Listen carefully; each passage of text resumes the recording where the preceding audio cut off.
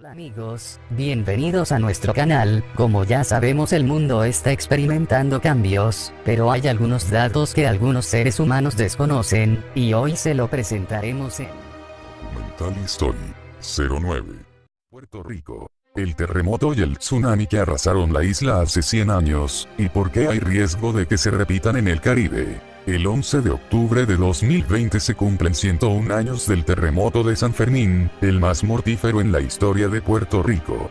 Con este grito desesperado, muchos vecinos de Mayagüez, en el oeste de Puerto Rico, alertaron de la llegada de un tsunami el 11 de octubre de 1918. Solo 4 minutos antes, la isla entera se había estremecido por los temblores, del que se considera el terremoto más mortífero en la historia del país. Según los reportes, un total de 116 personas murieron como consecuencia de ambos desastres, 40 de ellas ahogadas por el maremoto. El tsunami arrastró literalmente algunas de las casas de la costa oeste de Puerto Rico. Los expertos creen que es poco probable que 2 sismos de tanta magnitud como el llamado terremoto de San Fermín puedan registrarse en un periodo de menos de 100 años. El epicentro, registrado en el Canal de la Mona, que separa el país de República Dominicana, se localizó en el mar, muy cerca de la esquina noroeste de Puerto Rico, a poco más de 40 kilómetros. Esta zona fue la más afectada, en especial municipios como Mayagüez o Aguadilla, donde las olas del posterior tsunami llegaron a los 6 metros de altura.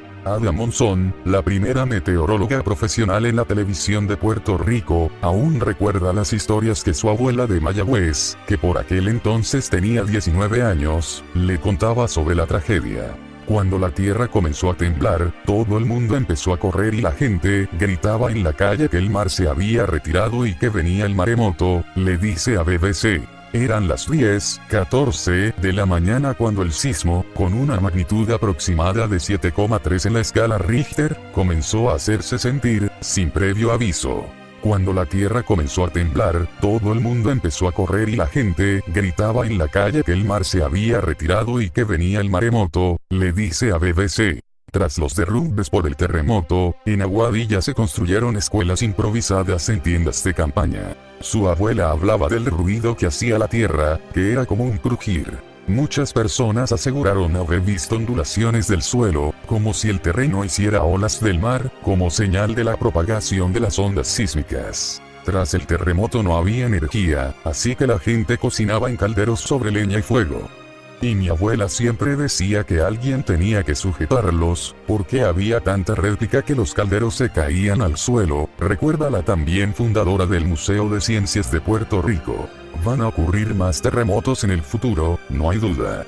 Puede ser ahora, mañana, en 100 años más, no lo sabemos. Los expertos no tienen dudas de que, tarde o temprano, Puerto Rico se verá afectado por un nuevo gran terremoto como el de 1918, pero, ¿por qué esta zona del Caribe esté en riesgo permanente de sufrir una catástrofe?